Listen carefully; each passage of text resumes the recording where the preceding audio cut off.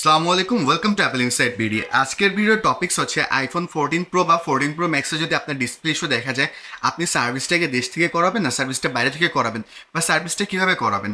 তো প্রথমে আসি যে আইফোন 14 প্রো ম্যাক্সের ডিসপ্লে ইস্যু না হওয়ার জন্য যে বিষয়গুলো, এগুলো আমার অলরেডি ভিডিও আছে এবং আমার চ্যানেলের লাস্ট 5-4টা ভিডিও আপনি দেখলে বুঝতে পারবেন যে আপনার কী করা উচিত বা কী করণীয় উচিত।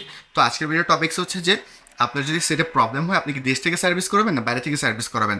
প্রথমে হচ্ছে আপনি যে শপ থেকে পারচেস করছেন তাদের সাথে যোগাযোগ করবেন যে আমার সেটা এরকম প্রবলেম হচ্ছে, এখন আমার করণীয়টা কী।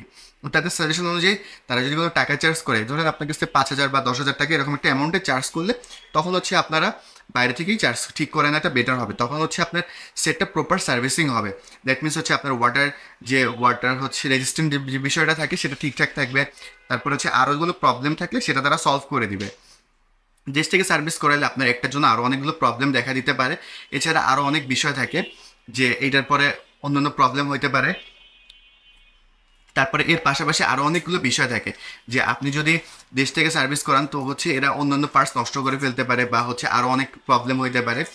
তো আপনি সবসময় চেষ্টা করবেন যে বাইরে থেকে করানোর জন্য। যদি আপনার কোনো পরিচিত লোক থাকে, আপনি যদি বাইরে পাঠাইতে পারেন সেটা সব থেকে বেটার হয়।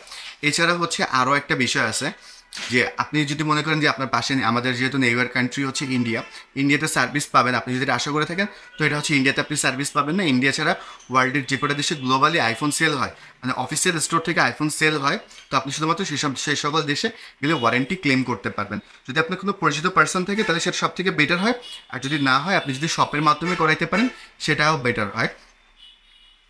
আশেপাশে অনেক নয়েজ হচ্ছে, বিকজ আমি একটা বাইরে এনভায়রনমেন্টে আসছি, ভিডিও করা হয় না, আমি তাড়াতাড়ি করে ভিডিও করতে আসছি।